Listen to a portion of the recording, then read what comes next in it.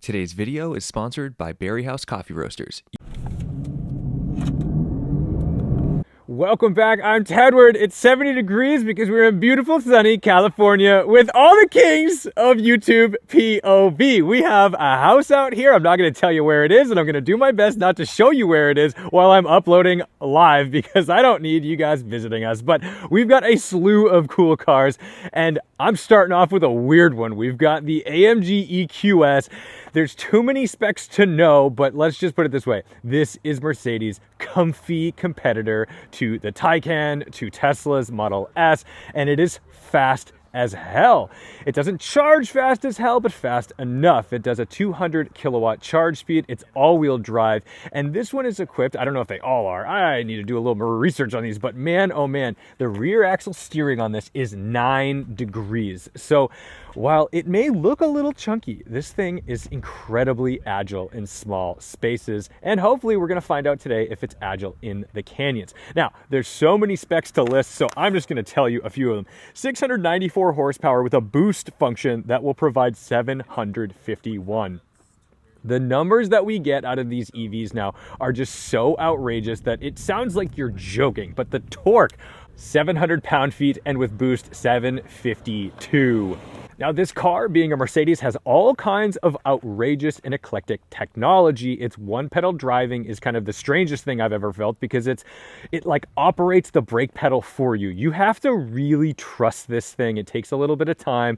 I need to spend more time with it, but what I know right now is that it's ultra comfy. I drove it all the way up here from LAX, and so far, so good. It is a strange looking thing though, because this is supposed to be the luxury sort of S-Class EV in the Mercedes lineup. And I don't think it's as sleek as that. It's also very large. It's got a very tall seating position because you feel like you're sat on top of a big giant battery pack to provide the over 300 mile range. Let's jump into the back. What I found out is that it does have like auto opening doors, but because of the chip shortage, it doesn't. There's some funky things. Now we've got the pillows, which there's like, honestly, there's too many pillows in this car. The ones that go up on the headrest, I think they're just too plush. They push my head too far forward. But the rear seat of this EQS, oh, it is sublime. And you've got heated and cooled seats back here as well. Look at the carbon fiber. Oh man, this is like actually somewhere you would want to spend quite a bit of time as a passenger. Great HVAC controls and things down there, and as well as your vents here that you can adjust. Yeah, this is interesting. Now, the rear quarter visibility, maybe not the best stuff, but my goodness, the technology just never slows down. We've got a tablet here. You've got storage in the center.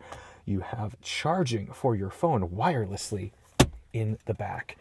What a slew of incredible things, which is exactly what you would expect from a Mercedes, an AMG no less. Now, of course, that is not a fuel filler cap. That is for your charging. You've got your DC fast charger, very cool. And let's take a look in the back. Loads of boot space in this hatchback, but I think we should call it a liftback because people get mad at me when I call my Honda Civic Type R a hatchback. So I suppose we have to follow the same rules here. Loads of space. You can, of course, put those seats down for additional room.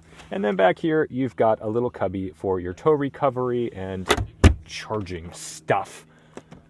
Gluing us to the road is a 275 section tire all around. It's a square setup on a Michelin Pilot Sport EV. I am curious if these are going to be loud in the canyons. And these wheels, they have sort of like a propeller design, and hopefully we don't have to exercise these brakes too much because the regen forces on this are quite impressive. The interior of this thing, there's just so much real estate of screens. This is the M-Bucks Hyper Screen. I'm sure they want me to call it something else, but that's what it says on the build sheet. We'll start it here.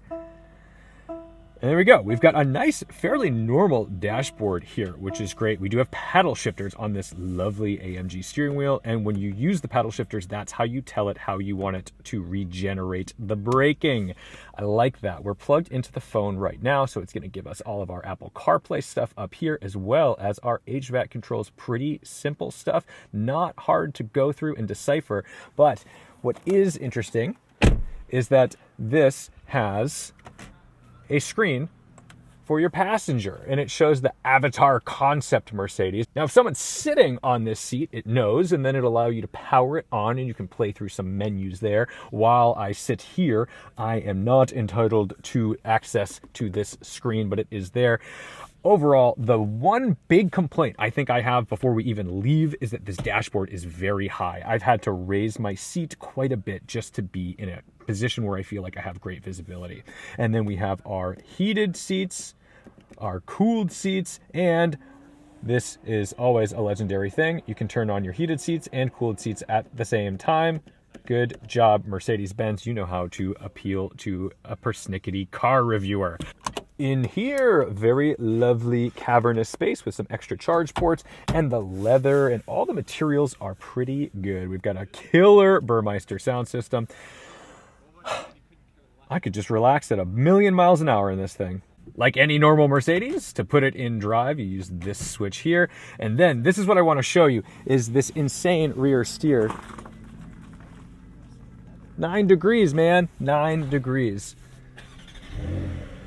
But first, today's video is sponsored by Berry House Coffee Roasters. Berry House Coffee Roasters has been a family-owned business since 1934, handcrafted in New York, and when I took my first sip of this beautiful coffee, I knew this was a match made in heaven, and it's guilt-free because their fair trade organic coffees are ethically sourced, and they're a strong supporter of green initiatives and women-owned farms. Berry House knows their coffee, and it's no surprise that they're focused on high-quality, premium coffees that are distinct, well-balanced, and delicious when you brew your first cup. So do yourself a favor and make Berry House coffee part of your morning routine. So before we get out to the crazy roads, this is an EQS. That S is important, and that should indicate this is a really intense luxury vehicle. And we're on some crummy roads right here, and I've got to say, I'm not initially that impressed with the suspension. And it's possible because we're in the AMG spec, but I'm definitely not feeling like I'm wafting along in a Rolls Royce, or for that matter, an S-Class. So a little bit of point deduction on that, but I have a feeling the torque is going to make up for it. Let's pop it into sport mode. We notice the colors changing for the ambient lighting on the dashboard.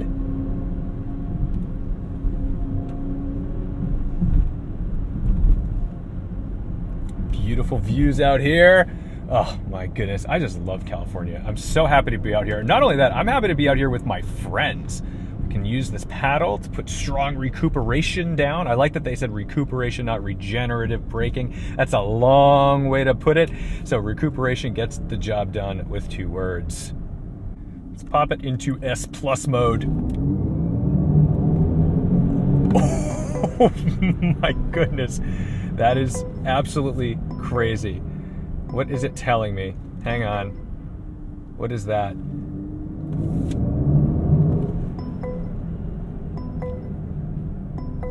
I might have to check something out here.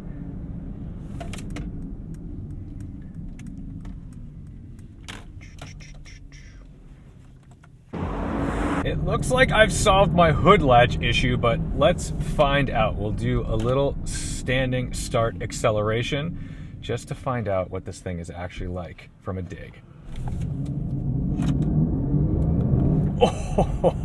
Oh my goodness. I have to say, I know it won't come off on camera as too outrageous, but any passenger would pretty much lose their lunch on that. That is a lot of torque. That really pushes you directly into your seat.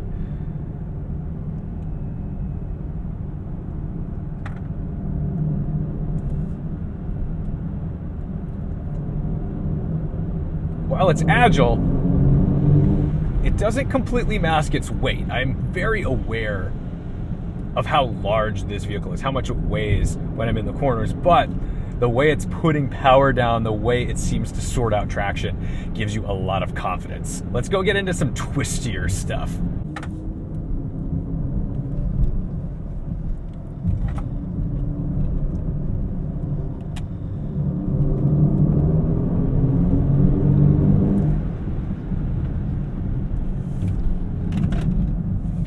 The brakes do feel a little strange. They're not the most progressive between regen and then the pads hitting it. But I think I like the sound it makes. I think I like the piped in sound. It gives me a good sensation of speed without being, too futuristic and annoying.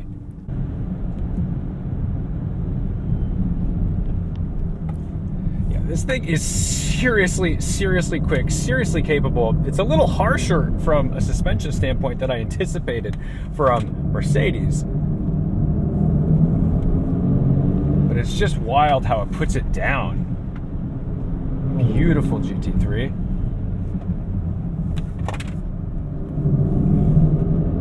It's so much fun digging out of a corner in this. I think that's like my favorite thing about these EVs is because you've got all this torque going to all four wheels. You're able to just hook and grab and launch away from the craziest, tightest turns you can imagine.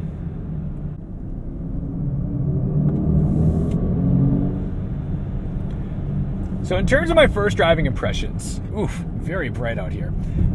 I think I'm shocked at how sort of jarring the ride is for a car that is a Mercedes, an S-Class EV essentially. And I'm a little surprised at the brakes. The brakes are a little strange to feel, and I would like that to be a little more on par with the Porsche Taycan. I'm not getting that sensation. We've got to be pretty careful out here because there's a lot of weather that took down a lot of rocks over the last couple months. But overall, my driving impressions of this are pretty good. Now at $165,000, that's up to you whether this is the move. I think if they went a heck of a lot softer on this and made it really feel like the current S580, this might be an easier decision for somebody looking to get into an EV Mercedes-Benz. But the throttle feels really natural and progressive. I think the steering feels fantastic. There is a lot going on that is good about this car. I just don't fully understand its place in the world only because I don't fully understand the suspension. And if it's, like I said, supposed to be an S-Class EV, I don't know if it does that quite yet. I would rather this feel like a Maybach than a Tesla or a Taycan. It is very weird seeing this heads-up display. It looks like it's the entire bumper of the Carrera T right now.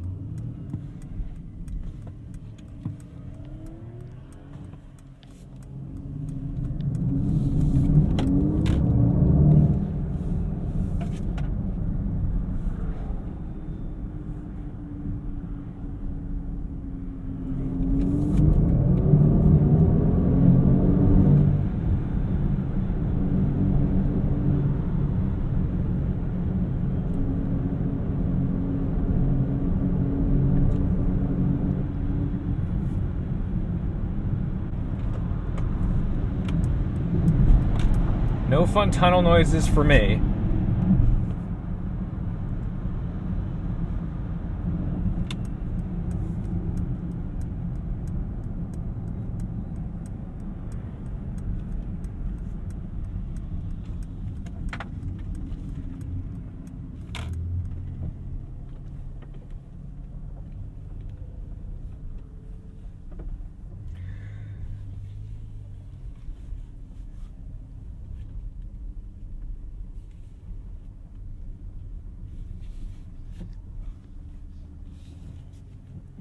And that'll do it for the EQS. Thank you guys so much for watching, liking, commenting, and subscribing. Don't forget to respect the drive, and I'll see you in the next one.